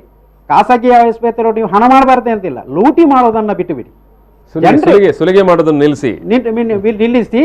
ಬಟ್ ಜನರಿಗೆ ನೀವು ಸ್ವಲ್ಪ ಸಹಾಯ ಮಾಡಿ. ಎಲ್ಲ ಸಂಬಂಧದಲ್ಲಿ ಲಾಭ ಆಗಬೇಕಂದ್ರೆ ಕೆಲವು ಸಮಯ ಈಗ ಮೀನು ತಕೊಂಡು ಬಂದರೂ ಕೂಡ ಮೀನು ಕೊಮ್ಮೆಯಿಂದ ಕೊಂಡೋದು ದಕ್ಕೋಡು, ಅದನ್ನು ತಿನ್ಲಿಕ್ಕೆ ಆಗುದಿಲ್ಲ. ಆಗ ಲಾಸ್ ಆಗ್ತದೆ ಅಂತ ಇದು ಮಾಡುವುದಲ್ಲ. ಎಲ್ಲದಕ್ಕೂ ಕೂಡ ಒಂದು ಇತಿ ಮಿತಿ ಇರ್ತಿದೆ. ತಪ್ಪಿದ್ರೆ ನಾಳೆ ಜನ ಎದ್ಕೊಂಡು ಹೋರಾಟಕ್ಕೆ ಇಳಿತಾರೆ. ಆಗ ನಿಮ್ದು ಯಾವುದು ಸರ್ಕಾರನೂ ಇಲ್ಲ, ಖಾಸಗಿ ಇಲ್ಲ, ಯಾವುದೂ ಇಲ್ಲ. ಇದು ಟವರ್ಸ್ ಅವರ ಈಗ ಜನಪ್ರತಿನಿಧಿಗಳ ಬಗ್ಗೆನೇ ನಾವು ತುಂಬ ಇಲ್ಲಿ ವಿಚಾರಗಳು ಬಂತು, ಮಾತುಕತೆ ಬಂತು. ಈ ಕೊರೋನಾ ಸಂದರ್ಭದಲ್ಲಿ ಜನಪ್ರತಿನಿಧಿಗಳಿಗೆಲ್ಲ ಉಚಿತವಾಗಿ ಚಿಕಿತ್ಸೆ ಸಿಕ್ಕಿದೆ ಅಂತ ಅನಿಸ್ತಾ ಉಂಟಾ ನಿಮಗೆ? ಅಥವಾ ಹಾಸ್ಪಿಟಲ್ನವ್ರು ಇವರು ಹೇಳಿದಕ್ಕೆ ಒಂದು ಹೇಳ್ತಾನೆ, ಆಸ್ಪತ್ರೆದು ಮೂಲ ಒಂದು ಸ್ಲೋಗನ್ ಅಂತ ಹೇಳಿದರೆ service to the suffering humanity. ಈಗ ಇದು ಹೇಳ್ತಾನೆ. ನಿನ್ನೆ ಮೊನ್ನೆ ಒಂದು ಟಿವಿ ಕಾರ್ಯಕ್ರಮದಲ್ಲಿ ಸಾಯಂಕಾಲ ರಾತ್ರಿ ಕಾರ್ಯಕ್ರಮದಲ್ಲಿ 8-9 MLAಗಳು ನಮ್ಮವರು ಸರ್ಕಾರದ ವೆಚ್ಚದಿಂದ ಕೊರೋನಾಕ್ಕೆ ಅವರು ಬಿಲ್ ತಗೊಂಡಿದ್ದಾರೆ, ಅಮೌಂಟಿಂಗ್ ಟು 45 lakhs, 45 ಲಕ್ಷ. ನನ್ನ ಸಾಮಾಜಿಕ ಜಾಲತಾಣದಲ್ಲಿ ಹಾಕಿದ್ದೇನೆ. ಏನೋ ಒಂದು ಭಿಕ್ಷುಕರು ಅಂತೇಳಿ ಒಂದು ವರ್ಡ್ ಹಾಕಿದ್ದೇನೆ. ನಮ್ಮ MLA ಭಿಕ್ಷುಕರು 45 ಲಕ್ಷ ಕ್ಲೇಮ್ ಮಾಡಿ, ಒಬ್ಬನಿದು 5.5 ಲಕ್ಷ, ಒಬ್ಬನಿದು 2,90,000. ಇಲ್ಲಿ ಬಡವರು ಇಲ್ಲಿ ಸಫರ್ ಆಗ್ತಾ ಇದ್ದಾರೆ ನೋಡಿ. ಅದರ ಜೊತೆಯಲ್ಲಿ 7-8 MLAಗಳು ಒಂದು ಪಕ್ಷದವರು ಆಗ ಹೇಳಿದೆ, ನೋಯಿಸ್ಲಿಕ್ಕೆಲ್ಲ. ಈಗ ಕಾರ್ಪೊರೇಷನ್ ಅಲ್ಲಿ 60 ಕಾರ್ಪೊರೇಟರ್ನವರು ಇವರು ಫೀಲ್ಡ್ ವರ್ಕ್ ಮಾಡ್ತಾರೆ, ಇನ್ನೊಬ್ರು ಯಾರೋ ಮಾಡ್ತಾರೆ, ನಾನು ನೋಡ್ತಾ ಇದ್ದೇನೆ. ಅರ್ಧ ಕಾರ್ಪೊರೇಟರ್ನವರು ಅವರ ಫೀಲ್ಡ್ ಅಲ್ಲಿ ಇಲ್ಲ. ಇವತ್ತು ಬಡವರಿಗೆ ಏನಾದರೂ ಒಂದು ರೋಗದ ಲಕ್ಷಣ ಕಂಡು ಬಂದರೆ MLAಗೆ ಒಂದು ಸುದ್ದಿ ಮುಟ್ಟಿಸ್ಲಿಕ್ಕೆ ಅಥವಾ ಆಂಬ್ಯುಲೆನ್ಸ್ ತಂದು ಅವರನ್ನು ವೆನ್ಲಾಕಿಗೆ ಕೊಂಡೋಗ ಹೇಳಿದ್ದಾರೆ. ಈ ಕಾರ್ಪೊರೇಟರ್ನವರೇ ಮನೆಯ ಮೇಲೆ, ನಾನು ಮೊನ್ನೆ ಹಾಕಿದ್ದೆ ತಮಾಷೆಗೆ, ಅಟ್ಟದ ಮೇಲೆ ಕೂತಿದ್ದಾರೆ ಅಂತೇಳಿ. ಬಹುಶಃ ಇವರಿಗೆ ರೋಗದ ಹೆದರಿಕೆ. ಆದರೆ ತಿಂಗಳ ಇದು ಭತ್ತೆಯನ್ನು ತಗೊಳ್ತಾರೆ ಕಾರ್ಪೊರೇಟರ್ ಅಂತೇಳಿ ಹೇಳುವಾಗ ಈ ಬಡ ಜನರು ಅವರಿಗೆ ರೋಗ ಬರುವಾಗ ಎಲ್ಲಿ ಹೋಗ್ಬೇಕು? ಜನಪ್ರತಿನಿಧಿಗಳಿಗೆ ದೇ ಆರ್ ಎಂಜಾಯಿಂಗ್. ಇವತ್ತು ನಮ್ಮ ಇದು ಜನಪ್ರತಿನಿಧಿಗಳ ಹತ್ರ ಹೋದ್ರೆ ಅವರು ಹೇಳ್ತಾರೆ, ಆಯ್ತು ನಿಮಗೆ 2,000 ರೂಪಾಯಿ ರಿಯಾಯಿತಿಯನ್ನು ನಾವು ತೆಗೆಸಿಕೊಡ್ತೇವೆ ಅಂತ ಅದರಲ್ಲೇ ಪುಣ್ಯ ಕಟ್ಟಿಕೊಳ್ತಾರೆ ಜನಪ್ರತಿನಿಧಿಗಳು. ಇವರಿಗೆ ಮಾಸ್ಕಿಗೆ ಹಣ ಇಲ್ಲ, ವಿಧಾನಸಭೆಯಲ್ಲಿ ಮಾತಾಡೋದಿಲ್ಲ. ಮಾಸ್ಕಿಗೆ ಹಣ ಇಲ್ಲ, ಇದು ಕೇಳಿ, ಮಾಸ್ಕಿಗೆ ಹಣ ಇಲ್ಲ, ಮತ್ತೆ ವೆಂಟಿಲೇಟರ್ ಇಲ್ಲ. 75 ಲಕ್ಷದ 3-4 ಕಾರ್ ಬಂತು ವಿಧಾನಸೌಧಕ್ಕೆ. ಇಂಥ ಕ್ರಿಟಿಕಲ್ ಸಿಚುವೇಶನ್ ಅಲ್ಲಿ ಇವರಿಗೆ 75 ಲಕ್ಷದ ಕಾರ್ ಬೇಕಿತ್ತು ಅಂತ ನಾನು ಕೇಳುದು. ಇಂಪಾರ್ಟೆಂಟ್ ಯಾವುದು? ಸಿಕ್ಕಿಗೆ ಮದ್ದು ಕೊಡೋದು. Enjoyment, luxury is next. Priority should be for sickness. ಎಲ್ಲಿ ಉಂಟು ಪ್ರಯಾರಿಟಿ? 8,400 ಫ್ಲೈಟೇ ಬಂತು ನೋಡಿ. ದೇಶಕ್ಕೆ 8,000 ಕೋಟಿದ್ದು ಫ್ಲೈಟ್ ಬಂತು. ಇಡೀ ಇವತ್ತು ವರ್ಲ್ಡ್ ನಾವು ಜೋಕರ್ನಾಗಿ ಆಗಿ ನೆಗಾಡ್ತಾ ಇದ್ದಾರೆ. India is become A circus company with jokers. ಇದು ಮುನೀರ್ ಕಟ್ಟಿಪಳ್ಳ ಅವರೇ, ಈಗ ಸರ್ಕಾರಿ ಆಸ್ಪತ್ರೆಯನ್ನು ಬಲಪಡಿಸುವ ವಿಚಾರವಾಗಿ ನಾವು ಮಾತನಾಡುವಾಗ, ಈಗ ಕರಾವಳಿಯಲ್ಲಿ ಬಹುಮುಖ್ಯವಾಗಿ ಜಿಲ್ಲಾ ಕೇಂದ್ರ ಆಸ್ಪತ್ರೆಯನ್ನು ತೋರಿಸ್ತಾ ಇದ್ದೀರಿ, ಮಾತಾಡ್ತಾ ಇದ್ದೀರಿ. ಈಗ ನಮ್ಮ ತಾಲೂಕು ಕೇಂದ್ರಗಳಲ್ಲಿ ಇರುವಂಥ ಸರ್ಕಾರಿ ಆಸ್ಪತ್ರೆಗಳನ್ನು ಕೂಡ ನಾನು ನಿಮ್ಮ ಆಂದೋಲನದಲ್ಲಿ ಕೂಡ ಗಮನಿಸಿದ್ದೇನೆ. ತಾಲೂಕು ಆಸ್ಪತ್ರೆಗಳನ್ನು ಬಲಪಡಿಸಬೇಕು ಅಂತ ಕೂಡ ನೀವು ಮಾತನಾಡ್ತಾ ಇದ್ದೀರಿ.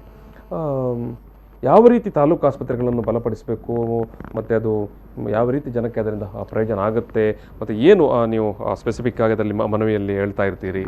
ನೋಡಿ, ನಾವು ಸಾರ್ವಜನಿಕ ಆರೋಗ್ಯ ಸೇವೆ ತಳಮಟ್ಟದಲ್ಲಿಯೇ ಒಂದು ಬಲಿಷ್ಠವಾಗಿರಬೇಕು ಅಂತ ಹೇಳ್ತೀವಿ.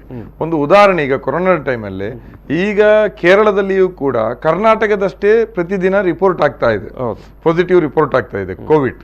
ಆದ್ರೆ ಅಲ್ಲಿನ ಸಾವಿನ ಪ್ರಮಾಣಕ್ಕೂ ಇಲ್ಲಿನ ಸಾವಿನ ಪ್ರಮಾಣಕ್ಕೂ ಎಷ್ಟು ಅಗಾಧವಾದ ವ್ಯತ್ಯಾಸ ಇದೆ ನೋಡಿ. ಅಗಾಧ ವ್ಯತ್ಯಾಸ ಅಂತ ಹೇಳಿದ್ರೆ ನಮ್ಮ ಇಡೀ ದಕ್ಷಿಣ ಕನ್ನಡ ಜಿಲ್ಲೆಯಲ್ಲಿ ಒಂದರಲ್ಲಿ ಇಡೀ ಕೇರಳದಷ್ಟು ಹೌದು ವರದಿ ಆಗ್ತಾ ಇದೆ. ಯಾಕೆ? ಅಲ್ಲಿ ಸಾರ್ವಜನಿಕ ಆರೋಗ್ಯ ಸೇವೆ ಅಂದ್ರೆ ಸರ್ಕಾರಿ ಆರೋಗ್ಯ ಸೇವೆ ಅಷ್ಟು ಸ್ಟ್ರಾಂಗ್ ಆಗಿದೆ. ಅದನ್ನ ಇಟ್ಕೊಂಡು ಅವರು ಜನರ ಪ್ರಾಣದ ಹಾನಿಯನ್ನ ಅತ್ಯಂತ ಕನಿಷ್ಠ ಮಟ್ಟಕ್ಕೆ ಇಳಿಸುವಂತ ಪ್ರಯತ್ನವನ್ನು ಮಾಡಿದ್ದಾರೆ. ಇಲ್ಲಿ ಅದಿಲ್ಲ. ಮತ್ತು ಇಲ್ಲಿ ಸಾವಿನ ಪ್ರಮಾಣ ಬಹುಶಃ ಇನ್ನೂ ಹೆಚ್ಚಿದೆ ಕರ್ನಾಟಕ ರಾಜ್ಯದಲ್ಲಿ. ನಿಮ್ಗೆ ಗುಲ್ಬರ್ಗದಂತ ಕಡೆ ಅಥವಾ ಹೈದರಾಬಾದ್ ಕರ್ನಾಟಕದ ಕಡೆ ಎಷ್ಟೋ ಸಾವುಗಳು ಮನೆಯಲ್ಲಿ ಸಂಭವಿಸಿರ್ಬೋದು ಕೋವಿಡ್. ಅವರಿಗೆ ಆಸ್ಪತ್ರೆಗೆ ತಲುಪಲಿಕ್ಕೆ ಆಗಲ್ಲ, ಗೊತ್ತಾಯ್ತಲ್ಲ? ಅದ್ರಲ್ಲಿ ಇರಲಿ, ಅದರ ಚರ್ಚೆಗೆ ಹೋಗಲ್ಲ. ನೀವು ಹೇಳಿದ ಪ್ರಶ್ನೆಗೆ ನಾನು ಬರ್ತೀನಿ. ದಕ್ಷಿಣ ಕನ್ನಡ ಜಿಲ್ಲೆಯಲ್ಲಿ ನಮ್ದು ಈಗ ಪ್ರಧಾನ ಬೇಡಿಕೆ ಏನಿದೆ? ಒಂದು ವೆನ್ಲಾಕ್ ಅನ್ನ ಮೇಲ್ದರ್ಜೆಗೆ ಇರಿಸಿ ಮಲ್ಟಿ ಸ್ಪೆಷಾಲಿಟಿ ಹಾಸ್ಪಿಟಲ್ ಮಾಡೋದು. ಇನ್ನೊಂದು ಕಿದ್ವಾಯಿ ತರ ಮಂಗಳೂರಿನಲ್ಲಿ ಒಂದು ಕ್ಯಾನ್ಸರ್ ಆಸ್ಪತ್ರೆಯನ್ನ, ಸರ್ಕಾರಿ ಕ್ಯಾನ್ಸರ್ ಆಸ್ಪತ್ರೆಯನ್ನು ಸ್ಥಾಪಿಸೋದು. ಒಂದು ಸರ್ಕಾರಿ ಮೆಡಿಕಲ್ ಕಾಲೇಜನ್ನ, ಒಂದು ವಿಶ್ವವಿದ್ಯಾಲಯನ ಇಲ್ಲಿ ಮಾಡೋದು. ಇನ್ನು ಬಹಳ ಪ್ರಧಾನವಾಗಿರುವಂತಹ ಬೇಡಿಕೆ ಸರ್ಕಾರದ ವೈದ್ಯಕೀಯ ಅಧಿನಿಯಮ ಏನಿದೆ 2007, ಅದರ ಪ್ರಕಾರವೇ ನೀವು ತಳಮಟ್ಟದಲ್ಲಿ ಸರ್ಕಾರಿ ಆರೋಗ್ಯ ಸೇವೆಯನ್ನು ಒದಗಿಸಿ. 25,000 ಜನಸಂಖ್ಯೆಗೆ ಒಂದು ಪ್ರಾಥಮಿಕ ಆರೋಗ್ಯ ಕೇಂದ್ರ ಇರಬೇಕು. ಅದಕ್ಕೆ ಪೂರ್ಣಕಾಲಿಕವಾಗಿ ಒಬ್ಬ ವೈದ್ಯ ಇರಬೇಕು. ಇನ್ನು ಅದರ ಮೇಲ್ಗಡೆ 75,000 ಜನಸಂಖ್ಯೆ ಅಥವಾ ಒಂದು ಹೋಬಳಿ ಕೇಂದ್ರಕ್ಕೆ 40 ಬೆಡ್ಡಿನ ಒಂದು ಸಮುದಾಯ ಆಸ್ಪತ್ರೆ, ಅದಕ್ಕೆ 6 ಜನ ಡಾಕ್ಟರ್ಸ್ ಇರಬೇಕು, ಎಕ್ಸ್ಪರ್ಟ್ ಡಾಕ್ಟರ್ಸ್ ಇರಬೇಕು ಅಂತ ಸರ್ಕಾರದ ನಿಯಮ. ಅದರ ಮೇಲ್ಗಡೆ 100 ಹಾಸಿಗೆ ತಾಲೂಕು ಆಸ್ಪತ್ರೆ ಇರಬೇಕು. ಅದರಲ್ಲಿ 10 ಜನ ನುರಿತ ವೈದ್ಯರು, ತಜ್ಞ ವೈದ್ಯರು ಇರಬೇಕು ಅಂತ ಹೇಳುತ್ತೆ. ಈಗ ನಮ್ಮ ದಕ್ಷಿಣ ಕನ್ನಡ ಜಿಲ್ಲೆಯಲ್ಲಿ ಜನಸಂಖ್ಯೆಗೆ ಅವರು ಹೇಳುವ ಪ್ರಕಾರ 130 ಪ್ರಾಥಮಿಕ ಆರೋಗ್ಯ ಕೇಂದ್ರ ಇರಬೇಕು. ಇಲ್ಲಿರೋದು 70ರಿಂದ 75, 35ರಿಂದ 38 ಸಮುದಾಯ ಆಸ್ಪತ್ರೆ ಇರಬೇಕು, 40 ಬೆಡ್ ಇದ್ದು. ಇಲ್ಲಿರೋದು ಬರೀ 7. ಸುಳ್ಯದಲ್ಲಿ ಒಂದೂ ಇಲ್ಲ, ಮಂಗಳೂರು ದಕ್ಷಿಣ ವಿಧಾನಸಭಾ ಕ್ಷೇತ್ರದಲ್ಲಿ ಒಂದೂ ಇಲ್ಲ, ಉತ್ತರ ವಿಧಾನಸಭಾ ಕ್ಷೇತ್ರದಲ್ಲಿ ಒಂದೂ ಇಲ್ಲ, ಉಳ್ಳಾಲ ವಿಧಾನಸಭಾ ಕ್ಷೇತ್ರದಲ್ಲಿ ಒಂದೂ ಇಲ್ಲ, ಮುಲ್ಕಿ ಮೂಡಬಿದ್ರಲ್ಲಿ 2 ಇದೆ. ಇರೋದ್ರಲ್ಲಿ ಎಷ್ಟೆಲ್ಲ ಡಾಕ್ಟರ್ ಇದ್ದಾರೆ ಅಂತ ಕೇಳಬೇಡಿ, ಗೊತ್ತಾಯ್ತಲ್ಲ? ಇದು 8 ತಾಲೂಕಿದೆ ನಮ್ಮ ದಕ್ಷಿಣ ಕನ್ನಡ ಜಿಲ್ಲೆಯಲ್ಲಿ. 100 ಹಾಸಿಗೆಗಳ 8 ಆಸ್ಪತ್ರೆ ಇರಬೇಕಿತ್ತು, ಆದ್ರೆ ಇರೋದು ಬರೀ 4 ಮಾತ್ರ. ನಾವು ಹೇಳುವಂತಹದ್ದು ನಿಮ್ಮದೇ ವೈದ್ಯಕೀಯ ಅಧಿನಿಯಮ ಏನು ಹೇಳುತ್ತೆ ಅದನ್ನು ಇಂಪ್ಲಿಮೆಂಟ್ ಜಾರಿಗೊಳಿಸಿ. ಅದನ್ನಾದಾಗ ಈ 40 ಬೆಡ್ಡಿನ 35 ಆಸ್ಪತ್ರೆಗಳಾದಾಗ, 100 ಬೆಡ್ಡಿನ ಆಸ್ಪತ್ರೆ ಆದಾಗ, 125 ಪ್ರಾಥಮಿಕ ಆರೋಗ್ಯ ಕೇಂದ್ರಗಳು ಬಂದು ಅದಕ್ಕೆ ವೈದ್ಯರುಗಳು ಬಂದಾಗ ಜನರ ಆರೋಗ್ಯದ ಮಟ್ಟ ವೃದ್ಧಿ ಆಗ್ತದೆ, ಸುಧಾರಣೆ ಆಗ್ತದೆ. ಜನ ರೋಗಗಳು ಬಂದಾಗ ಇಷ್ಟು ಪರದಾಡುವಂತ ತಪ್ಪತ್ತೆ. ನಾವು ಇದನ್ನು ಸಮೀಕ್ಷೆ ಮಾಡಿದ್ರೆ ಗೊತ್ತಾಗತ್ತೆ. ಈ ಕೊರೋನಾ ಬಂದ ಮೇಲೆ, ಹಿಂದೆನೂ ಆಗಿದೆ, ಕೊರೋನಾ ಬಂದ ಮೇಲೆ ಎಷ್ಟು ಜನ ಮನೆ ಮಾರಿದ್ದಾರೆ ಅಂತ ಕೇಳಿ, ಎಷ್ಟು ಜನ ತಮ್ಮ ಮೈ ಮೇಲಿದ್ದಂತ ಬಂಗಾರಗಳನ್ನ ಮಾರಾಟ ಮಾಡಿದ್ದಾರೆ ಅಂತ ಕೇಳಿ, ಎಷ್ಟು ಮನೆಗಳನ್ನ ಬಡ್ಡಿ ವ್ಯಾಪಾರಿಗಳಿಗೆ ಅಡ್ಡವಿಟ್ಟಿದ್ದಾರೆ ಅಂತ ಕೇಳಿ. ನಾಳೆ ಅದು ಕಂಡವರ ಪಾಲಾಗುವಂಥದ್ದು ಎಷ್ಟಿದೆ. ಇದಕ್ಕೆಲ್ಲ ಕಾರಣ ಯಾರು? ಇವರ ಕಣ್ಣೀರನ್ನು ಯಾರು ಓಡಿಸೋದು? ಇವತ್ತು ನಾವು ಶಾಸಕರ ಕಚೇರಿ ಮುಂದೆ ಪ್ರತಿಭಟನೆ ಮಾಡಿದ್ರೆ ಶಾಸಕರಿಗೆ ಬೇಜಾರಾಗಿದೆ. ಇವತ್ತು ನೀವು ಮನವಿ ಕೊಟ್ಟಿಲ್ಲ, ನೀವು ದಿಢೀರ್ ಬಂದು ಧರಣಿ ಮಾಡಿದ್ರಿ. ಮನವಿ ಕೊಟ್ಟಿದ್ರೆ ಏನ್ ಮಾಡ್ತಾ ಇದ್ರಪ್ಪ? ಮನವಿ ಇಡ್ತಾ ಇದ್ರಾ? ಅಲ್ಲ, ವಿಧಾನಸಭೆಯಲ್ಲಿ ಮಾತಾಡ್ತಾ ಇದ್ದೀರಾ? ವಿಧಾನಸಭೆಯಲ್ಲಿ ಮಾತಾಡ್ತಾ ಇದ್ದೀರಾ? ಇಷ್ಟೆಲ್ಲ ಇದೆ. ನಾವು ಹೇಳುವಂತಹದ್ದು ಒಬ್ಬ ಜನಪ್ರತಿನಿಧಿಗಳು ಇದನ್ನೆಲ್ಲ ಗಮನಿಸಬೇಕು. ಮತ್ತೆ ನಮ್ಗೆ ತಳಮಟ್ಟದಲ್ಲಿ ಇದು ಬೇಕು ಅಂತ ಕೇಳುದು. ಕೇವಲ ವೆನ್ಲಾಕಿಗೆ ಮಲ್ಟಿ ಸ್ಪೆಷಾಲಿಟಿ ಮಾಡುವಂತದ್ದಲ್ಲ. ನೀವು ತಳಮಟ್ಟದಲ್ಲಿ ನಿಮ್ಮ ನಿಯಮದ ಪ್ರಕಾರ ಏನಿದೆ ಅದನ್ನು ಕೊಡಿ. ನೀವೀಗ ಕರಿತಾ ಇರೋ ರೀತಿಯಲ್ಲಿ ಇದು ಮೆಡಿಕಲ್ ಇಂಡಸ್ಟ್ರಿ ಅಲ್ಲ, ಇದು ನಮ್ಮ ಸಂವಿಧಾನ. ಮುನೀರ್ ಕಾಟಿಪಳ್ಳ ಅವರೇ, ನಾವು ಈ ಒಂದು ಸಂವಾದವನ್ನು ಮುಗಿಸುವ ಸಂದರ್ಭದಲ್ಲಿ ಮುನೀರ್ ಕಾಟಿಪಳ್ಳ ನಿಮಗೆ ನಾನು ಪ್ರೀತಿಯಿಂದ ಧನ್ಯವಾದವನ್ನು ಸಮರ್ಪಣೆ ಮಾಡ್ತೇನೆ. ಅದೇ ರೀತಿ ಜನ ಟವರ್ಸ್ ಅವರಿಗೆ ಮತ್ತು ಮೊಹಮ್ಮದ್ ಕುಂಜತ್ ಅವರು 3 ಮಂದಿಗೆ ಕೂಡ ಪ್ರೀತಿಯ ಧನ್ಯವಾದವನ್ನು ಸಮರ್ಪಣೆ ಮಾಡ್ತಿದ್ದೇನೆ. ವೀಕ್ಷಕರೇ, ಗಮನಿಸಿದ್ದೀರಿ, ಸಾಕಷ್ಟು ವಿಚಾರಗಳನ್ನು 3 ಮಂದಿ ಕೂಡ ಮಾತಾಡಿದ್ದಾರೆ. ಬಹುಮುಖ್ಯವಾಗಿ ಆರೋಗ್ಯ ಸೇವೆ ಅದು ತಳಮಟ್ಟದಲ್ಲಿ ಯಾವ ರೀತಿ ಇರಬೇಕು ಅನ್ನೋದನ್ನು ಎಳೆಯಾಗಿ ಮುನೀರ್ ಕಾಟಿಪಳ್ಳ ಅವರು ಇಲ್ಲಿ ನಿಮ್ಮ ಜೊತೆಗೆ ಹಂಚಿಕೊಂಡಿದ್ದಾರೆ. ಮತ್ತು ಉಳಿದ ಇಬ್ಬರು ಅತಿಥಿಗಳು ಕೂಡ ಈ ಒಂದು ಸರ್ಕಾರದ ಸೌಲಭ್ಯಗಳು ನಮ್ಮ ಆ ಕಾಲಬುಡದಲ್ಲಿ ಇದ್ದಿದ್ದರೆ ಇವತ್ತು ಇಷ್ಟೊಂದು ಕಷ್ಟಪಡುವಂಥ ದಿನಗಳು ಇರಲಿಲ್ಲ ಅಂತ. ವೀಕ್ಷಕರೇ, ಅನೇಕ ಮನವಿಗಳನ್ನು ಇಟ್ಕೊಂಡು ಜಿಲ್ಲಾಧಿಕಾರಿ ಹತ್ರ, MLAಗಳ ಹತ್ರ, MP ಗಳ ಹತ್ರ ಹೋಗ್ತೀರಿ ನೀವು ಪ್ರತಿನಿತ್ಯನೂ. ಆ ಸಂದರ್ಭದಲ್ಲಿ ಈ ಮನವಿ ಕೂಡ ಒಂದು ಇಟ್ಕೊಳ್ಳಿ, ನಮ್ಮದೇ ಸರ್ಕಾರಿ ಆಸ್ಪತ್ರೆಯನ್ನು ಉನ್ನತೀಕರಣ ಮಾಡಿ, ಜೊತೆಗೆ ನಮಗೊಂದು ಸರ್ಕಾರಿ ಮೆಡಿಕಲ್ ಕಾಲೇಜನ್ನು ಕೊಡಿ ಅಂತ. ಈ ಒಂದು ಸಂವಾದವನ್ನು ಇಲ್ಲಿಗೆ ಮುಗಿಸ್ತಾ ಇದ್ದೇನೆ. ನಮಸ್ಕಾರ. ಪ್ರಚಲಿತ ಈ ಕಾರ್ಯಕ್ರಮದ ಪ್ರಾಯೋಜಕರು ರೋಹನ್ ಕಾರ್ಪೊರೇಷನ್, ಸಹ ಪ್ರಾಯೋಜಕರು father Muller's charitable trust, SDM college Ujire, VK furniture and electronics.